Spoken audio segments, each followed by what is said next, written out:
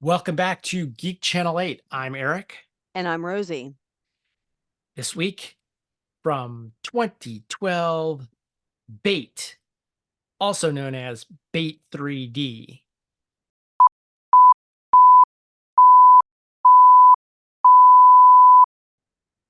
Another shark movie. Another shark movie in Australia. Yes.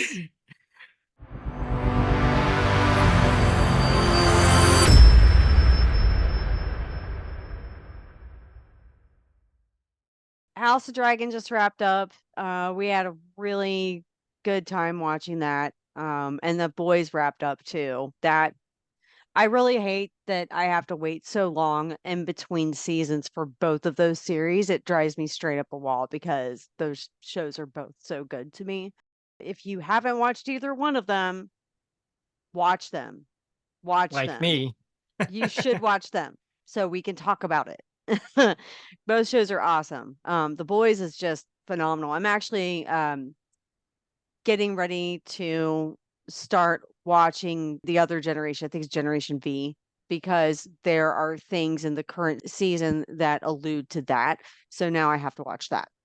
I don't know what The Boys is about, except for that I think was it Garth Ennis, one of those guys, one of those transgressive comic book writers wrote it. And it to me, like, I don't know that I ever even read an issue, but it seemed very much like, humans are fucked up, people as it is. And Hmm. what if people realistically had superpowers?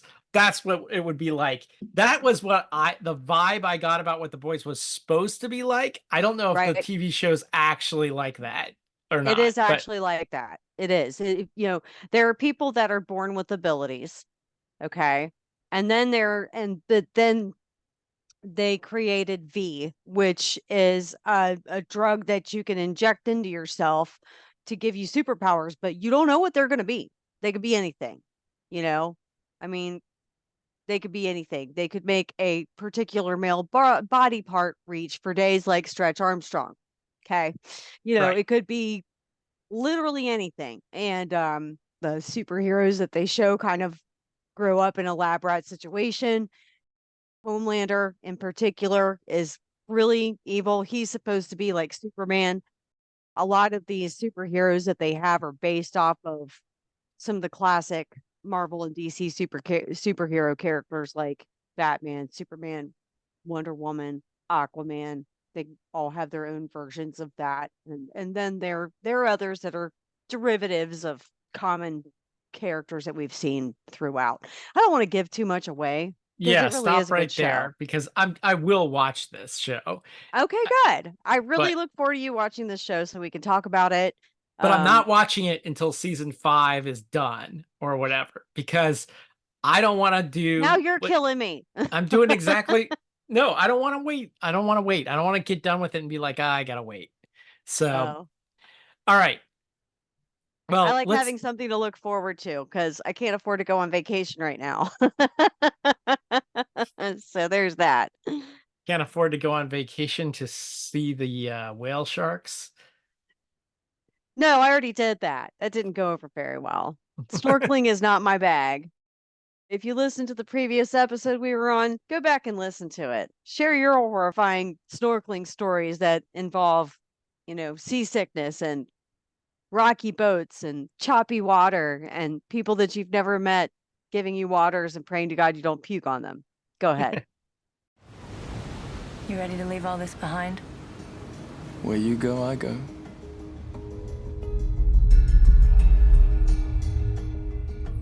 You know that knot in your gut?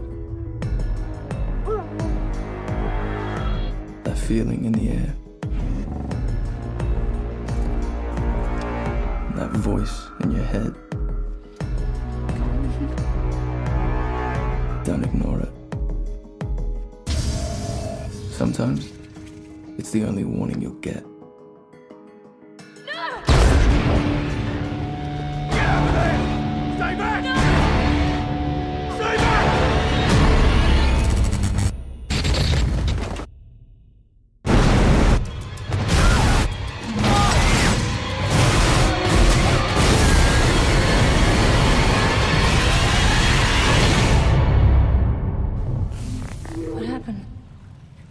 people. Can't get out that way. Oh my god. What's that?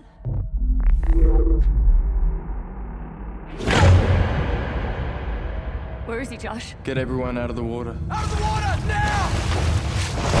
Please help me! Help me! There's a 12-foot great white shark in here. Oh, shit!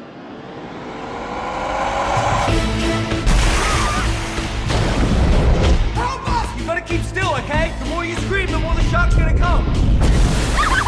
Why does it keep circling? It's curious. It's not sure what we are. Hold on! Baby, swim!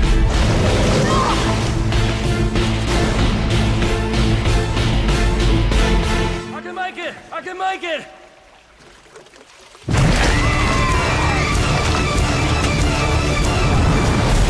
Do something!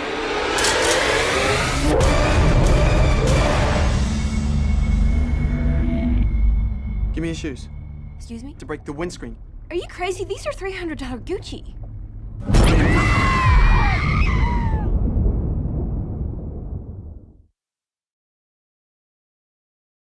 This film came out in 2012. What can you tell us about the year 2012 that we haven't already talked about? Because I feel like we've done a bunch from 2012. We have done a bunch from 2012. So I'm just gonna run down a brief synopsis of different things that I found. The movie The Artist won like 5 Oscars. WikiLeaks began disclosing 5 million emails from the private intelligence company Stratfor. Jason Mraz released a live EP called Live as a 4-letter word. Occupy London protesters were evicted from St. Paul's Cathedral. Major League Baseball confirmed postseason will be expanded from 8 to 10 teams with an extra wildcard team in each league. Vladimir Putin won the Russian election amid allegations of voter fraud. And look, he's still president today. Bruce Springsteen's 17th studio album Wrecking Ball was released. The Wait, Hunger wasn't that a Games- Miley Cyrus? Right, that was a Miley Cyrus hit, but that I think came out a few years later. I'm not sure. I'd have to look that up. Okay. The Hunger Games, directed by Francis Lawrence and starring Jennifer Lawrence, premiered in LA.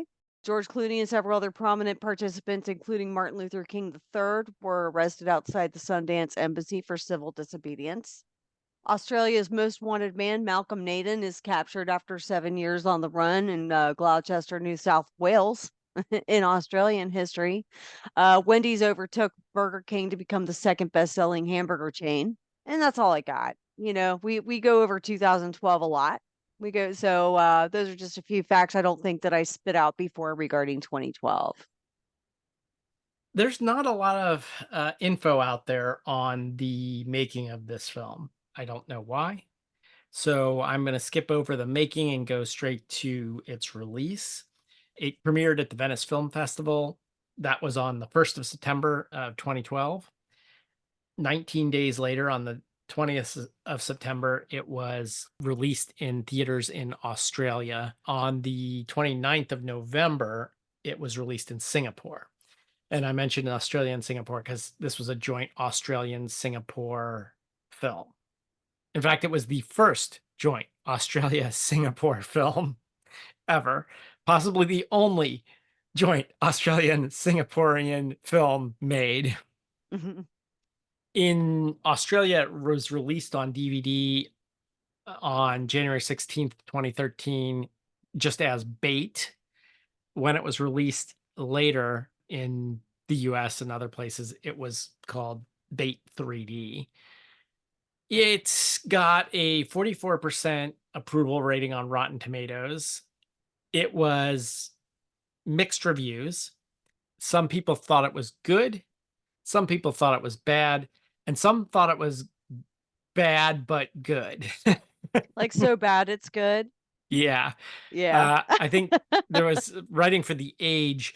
Jake Wilson said that it was somewhat enjoyable on the basis of being an, quote, awful film.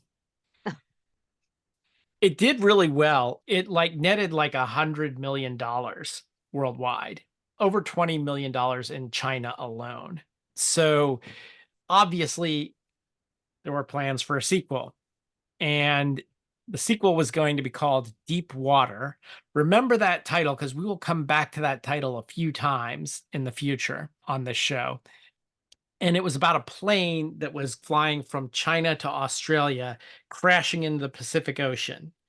But they scrapped the project in March of 2014 because it had, quote, uncomfortable similarities, unquote, to the disappearance of Malaysia Airlines Flight 370. Oh, well, that makes sense. However, last year, 2023, it was announced that Gene Simmons, yes, that Gene Simmons of The Gene Kiss, Simmons from Kiss. Okay. is producing Deep Water with Rennie Harlin set to direct. And in December of 2023, supposedly Aaron Eckhart and Ben Kingsley were shooting scenes for it in Gran Canaria. You ready to jump in and talk about it? Sure, let's jump in and talk about it. Once again, gorgeous beach, gorgeous day, gorgeous people. Yeah, definitely gorgeous people. It opens and there is a lifeguard, Josh, asleep in his Jeep. Oh, Hungover. yeah, he's hungover and awakened by another lifeguard, Rory, who like gives him his mom's special hangover recipe or something like that. I don't know. And he asks him if he regrets proposing to his sister, Tina, the night before or whatever. So I guess he's engaged to be married to Tina, whatever. Then offers to set a buoy for Josh. Okay, we'll talk a lot about buoys in these shark movies, but I don't know what setting a buoy means in this sense. Like maybe they're just like when lifeguards are being lazy, they like set a buoy out and say like nobody swim past that buoy, you know? Oh, And I that bet that's probably it. Yeah. otherwise I don't know why they bother doing it. So he does that and he boards out into the ocean and then a great white shark appears and like kills an old guy. 5 minutes in, we get the first shark attack. That is a good shark movie right there. We don't Yeah, have to yeah. wait for half the movie for a shark to attack. That's right. This makes it already better than Soul Surfer. There is cheesy CGI in this, but Oh, yeah. boy, does it deliver on the gore. Josh jumps on a jet ski to go get him, but he arrives too late and Rory is pulled under the water. Josh is unable to save him. Then it cuts to Tina sitting on the beach watching in shock. And then they fast forward to a year later. So Josh is watching TV at his house alone. On TV, it talks about there's a shark migration happening and dogs and birds are all acting weird. So he gets up, makes some coffee, and then we see a newspaper article about Rory's death. So apparently he took all that pretty hard. Tina's nowhere to be seen, so we have no idea what the hell happened to her. He leaves the house, walks to the supermarket where he works, which I don't think they ever named the supermarket. I think it's just some unnamed supermarket. Yeah, kind of reminds me of Costco. Yeah. As he's getting there, we also see two guys in a car discussing something shady. We're not exactly what, possibly a robbery. Mm-hmm. And they drive into a parking garage. In that parking garage, there are also a guy and a girl and their little Pomeranian dog. And Mm-hmm. that's Kyle and Heather, who have chosen a supermarket parking garage as a makeout spot. Yeah. Now, keep Getting in it mind, on. there are beautiful beaches and everything in the, around, and they decide a parking garage. But I I guess blame the guy for that. I'm just saying, because uh, the more I learned about him as the movie went on, the more of a cheapskate loser he seemed to be. That was just with her for one thing. Well, So they definitely make you want to think that. He's definitely, you're not supposed to like him. He he's is giving douchebag vibes. Okay. oh, he is big douchebag bags, but I feel a lot of people in this movie are giving douchebag vibes. We'll get to some, but he's like, we'll call him douchebag number one. Okay, because Yes. there's at least 3 or 4 more douchebags to come. Very, very true. But he's definitely douchebag number one. Um, they start making out, and the dog, whose name is Bully, is relegated to the back seat. Then there's this woman, Jamie. There are a lot of characters in this movie. Hmm. Then there's this girl, Jamie, and she's like shoplifting. And there's a security guard following her, but she escapes him by dipping into the back room. And her boyfriend, Ryan, is there. It's their anniversary, and he gives her an iPod and stuff like that. While she's shoplifting. And she Yeah. gives him some sunglasses that I think she shoplifted. He tells her to put them back, and And then his then boss walks in. his boss walks in. This is douchebag number 2. The boss is definitely your standard boss douchebag. Oh yeah, Like, standard boss, management level douchebag. If you've ever worked in retail or restaurants and had a douchebag boss manager, yeah, he fits the profile. yeah. But he's strictly a douchebag at work kind of douchebag. I don't as know a, about that. We as a didn't get to see him outside of work, so I don't know. well, I kind of feel like Kyle is like a full-time douchebag. Yeah, and he's part-time. Jessup is And part-time. I think Jessup is like a part-time douchebag. Yeah, yeah. He's only a douchebag like 40 hours a week, maybe, depending on what the work week looks like in Australia. I don't know. So he calls the police. The arresting officer shows up, and his name is Todd. And it turns out Todd, It's Jamie's not dad. not a douchebag, is Definitely not. Jamie's dad. Yes. Okay, as if shit weren't complicated enough, the 2 guys from the car put on ski masks and end up trying to rob the place. The cop, Todd, saw one of the guys enter the supermarket armed. And why that's important is there's no carry laws in Australia. They have serious gun control. So that would immediately, if you saw someone with a gun, you would know they were up to no good. Yeah. So, There's your sign. and this robbery goes bad. I'm not going to get into the details of it, but it escalates quickly. And then another employee, who is the assistant manager, Julie, she gets shot and killed by one of the robbers. So this is douchebag 3 and 4, the robbers, and one of them is like robbery level Doyle and douchebag, Kirby. and the other is murderer level douchebag. So Yeah. there are levels to the douchebaggery in this.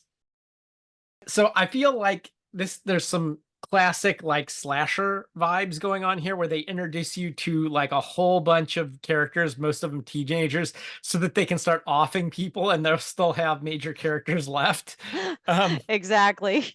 Here's our stock characters: Kyle the preppy, his girlfriend, and the Pomeranian, Bully; Josh, Tina's new boyfriend; Jamie the shoplifter; Jamie's dad, the cop; the store owner, douchebag; the crazy dude; and the robber and the stock clerk.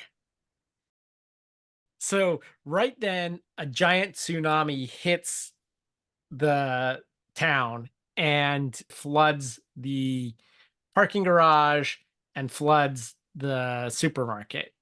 And because of all the debris and stuff, they're stuck inside there. And they basically have to climb up on top of shelving units to get above the water.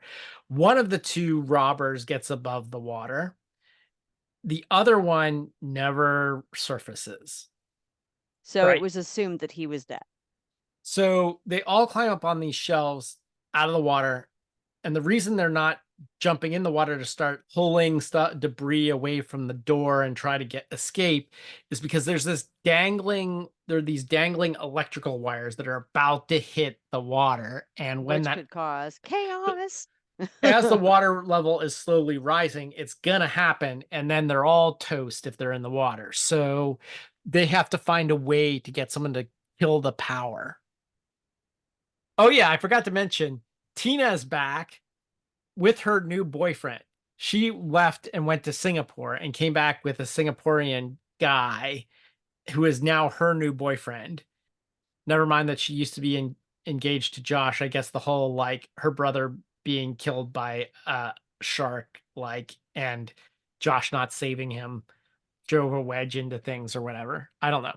So, anyway, her new boyfriend, Steven, volunteers to go turn off the power.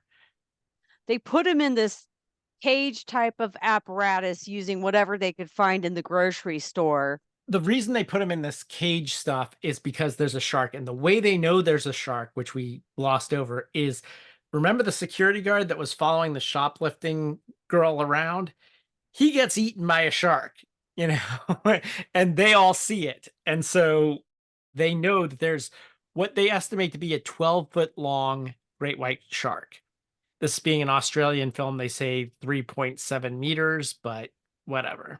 We're Americans. We measure with anything but the metric system. Okay. Thank you. So he successfully gets the power turned off, but his snorkeling tube, he ran out of tube before he even got there. So he's holding his breath, shutting the power off, shedding pieces of this cage, but he couldn't get all of it off. And so he ended up drowning. Right. So they can't go in the water, but they notice that there is a ventilation shaft. So they're going to try to get somebody else to volunteer and go for help through the ventilation shaft. And that person is Jessup. Jessup is douchebag number 2, also known as the manager of the Australian Costco store that they're stuck in. So Jessup is going to go in the ventilation shaft to try to get help. And when he opens it up, all these crabs fall out.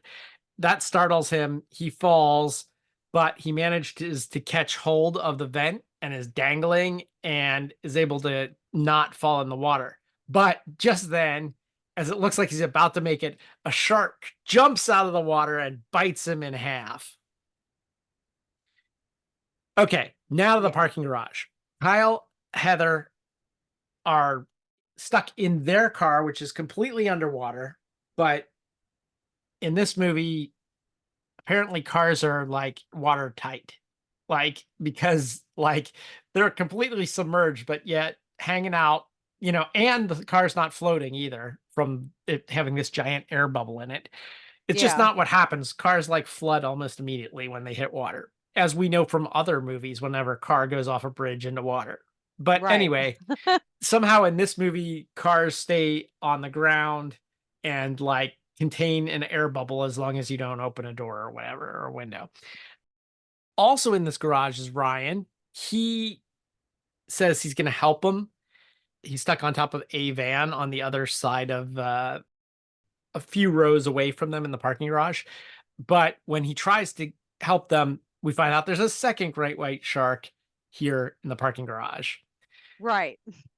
So as they're trying to escape, the shark is chasing them down. Kyle wisely tosses the little Pomeranian yap yap to the shark to save themselves. And it does work because they're able to escape, but Bully doesn't seem to be so lucky. They try to lure the shark away. That doesn't work. Then Ryan says that they should come to him on top of the van. They try to, but shark chases them. Ryan gets back up onto the flipped van, but Kyle falls and douchebag number 1 is then eaten by a shark. So 2 of our douchebags are already dead at this point. In the supermarket, they decide that their best bet now, they have to catch the shark. So Jamie makes a break for the butcher section, which she makes it there without getting chomped, amazingly enough, and grabs a hook with meat on it to bait the shark, thus the title of the film. Well, and also let's not forget that Ryan tried to bait the shark earlier by cutting one of the female corpse's hands off and like tosses it in the water. There's all these evidence of bait. in the movie Bait. But that Yes. was one of them.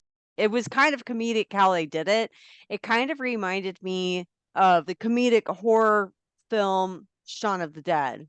They did throw some humor in here and there throughout the film, which I found entertaining. Yeah, I'll agree with that. There's definitely bits of humor here and there. It's not as laugh out loud funny as Shaun of the Dead, but there is bits of Right. humor here and there. Kirby, who is the crazy dude and douchebag number 4, he takes this hook and puts it through the shirt of Naomi. Naomi is Josh's coworker. So Kirby uses this hook, puts it through her shirt, and decides to use her as bait. Doyle, Kirby was his partner. So Kirby was the other robber. Doyle spears him, basically, thus saving Naomi. And then he uses Kirby as the bait. And it works. Kirby's eaten by the shark, and the shark gets hooked on this hook. So now the shark is stuck. And so now they finally got the upper hand. And, in a slower moment here, Josh and Tina reunite. Josh apologizes for feeling guilty over her brother's death, and she was never mad about it to begin with, but why she went off and started dating Steven, I have no idea. Right. That's never fully explained to my liking. I just chalk it up to people do strange things when they grieve. Some people leave the country. Some people start dating somebody else. Some people just cannot stay with the partner that they were with. Maybe being with him brought back too many memories with her brother because they were friends, they were tight, and being around him may have been too much for her. Yep. Meanwhile, back in the parking garage, Bully shows back up, surfing in on a surfboard. Yeah, that was cute. So yeah, the little Pomeranian Yap Yap is still alive. And so Heather, Bully, the Pomeranian, and Ryan are on top of this van, like banging on the pipes. And then Jamie hears this, and she and Josh go to rescue him. That's when they find out about the second shark. But Jamie gets into her dad's car and gets a shotgun and a taser out of it. So Josh kills the parking garage shark with shotgun blast. And then they take the taser with them. Then there's an aftershock that causes the shark to get loose from the hook. So basically, Josh gets back, kills the shark with the taser. Doyle wires a truck to blow up to open the entrance so that they can get out. And then they escape out into the city, which is totally devastated. And then the last shot of the movie, a seagull swoops out over the water. A shark jumps up and eats it. Yeah. List of deaths. So death number 1 is the old guy. Death number 2 was Tina's new boyfriend dying to turn the power off. Death number 3 was the store owner. Death number 4 was Kyle, douchebag number 1. Death number 5 was Crazy Dude, who turns out to be Doyle's partner, Yeah. Kirby. I think that's all the deaths. We thought that Bully the dog died, but not really. So what is that? Technically six deaths. Is that correct? Sounds about right. There were a bunch of other deaths if we count the tsunami, but one of Right. which was that they actually showed on screen just as like fan service for gore was like someone killed by a propeller. Oh gosh, yeah. A That was lot of them nice and just, gory. yeah, a lot of them just drowned. They did show a lot of people in the wreckage and body parts sticking out and faces and bodies and whatever. And one of the cool deaths was when the security guard initially dies, Jamie's holding his arm and he gets eaten by the shark and she pulls it away and she's just holding an arm. And she holds it for a second before she even lets go because she's just like so shocked and it's still registering like, oh my God, yeah. So there's a ton of things where I'm like, is this even possible? Like shotgunning underwater, that was one. There are a lot of things that from a physics standpoint, I'm like, does this even work? I don't think a shotgun would work underwater, Yeah. but there are a lot of things where I'm willing to like forgive it on the science end of things, but not on the story end of things if there's major plot holes. And to me, one of the biggest ones is what exactly did Josh do to alienate his ex and why? Tina. We never really find that out. I assume it's just the fact that she couldn't deal with the fact that her brother was killed by a shark on Josh's watch. I don't know. Right. Or Josh couldn't deal with it and she left because he was mopey. I have no idea what the deal with that Yeah, is. they really didn't delve into that. But there are a lot of people out there that just run away from their problems. They're like, I can't deal with it, and they'll go to another country and try to start over or go live somewhere new and start over. People do that all the time. But like Ram Dass says, folks, wherever you go, there you are. So, Okay, but how many people run away from their shark problems? well, how many people are killed by sharks every year? I don't know, but she didn't run away to like she ran away to Singapore. Like, Right. don't you think you'd run away to someplace like Kansas or like, someplace in the middle of a continent, you know, far away from the ocean? Well, this was a Singapore and Australian movie, so maybe they had to like throw a shout out to Singapore somehow, and they had to give it some credit, included in the film somehow. Because Australia, I mean, let's face it, that was the star. Yeah. I enjoyed the film more than I expected. Yeah, it was kind of basic. There were a lot of, classic horror film, slasher film, shark film things that happened that you expect to happen in movies like these. I don't know. To me, that kind of made it more entertaining, but sometimes I don't even watch a film like a normal person. I will watch a film, but then I'll watch the film. Like I'll observe the characters, the actors. I'll look at their chemistry, look at how they carried a joke, look at how they handled a prop, things like that. Look at how the costume design was, which it was very trendy for 2012. The Yeah. the women in it were very skinny, very skinny. I don't know if they still hold on to the old beauty standards for women back in the day where women had to be skinny and pretty to be in a film, but this is the second Australian shark film in a row where the women were extremely skinny and extremely pretty. So I don't know what that's about. And the guys like get more of a pass with their looks. So I don't know what that's about, but I'm no judge of male beauty, but I thought this had fairly decent looking guys in it. I don't yeah, know. most of the men were pretty. Most of them were. Kirby, not so much. He was weird looking, but the other guys were pretty. So, Once again, I didn't recognize any of the actors in this thing. I didn't either. Though a couple of the actresses reminded me of either somebody I knew or somebody famous. Like Jamie kind of reminds me of Princess Kate. Yeah, the guy that played the robber, Doyle. He So looked familiar to me, but I don't know from where. apparently he's been in a lot of stuff, but he reminds me of Jude Law. That's Oh who yeah, I could see that. he played Doctor Doom in the Fantastic Four movies that came out in 2005 and 2007. He's the most known in the US of all the people that were in this film. You know, at the end of the film, the music plays and it's Mac the Knife. Yeah. And and and Mac the Knife is really sort of a Jack the Ripper song. So it's kind of like a slasher song, although it has references to a shark. It compares the serial killer to a shark. So I think that this is a lot like a slasher film, except with a shark instead of a slasher. You have all those same tropes like the teenagers making out, plenty of douchebags worth killing, all of that kind of stuff, except that it's with sharks. Um, Right. so so if you like slasher movies, I think you would like this film. If you like shark movies, I think you would like this film. If you just like good drama, I don't think you're gonna like this film. So,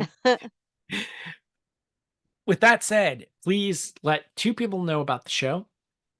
I'm trying to get people to download the show for their summer vacations, what's left of summer or early fall vacations, whatever, and force their entire family or whoever they're on vacation with to listen to it. So I'm going to do that. You guys should do that. Another way you can help out the show is, subscribe on whatever platform you get your podcasts and rate and review. Give us whatever you think is an appropriate star rating. We would hope that that was like 5 stars or whatever, but whatever it is, even if it's like 2 or 3 stars, give us whatever you think the show deserves. But just the fact that you give a review at all will let other people find out about us. And if you want to, we have a Facebook page. You can find us there, Facebook group as well. It's private because Facebook sucks and won't let us make it public. Just request to join and we'll let you in.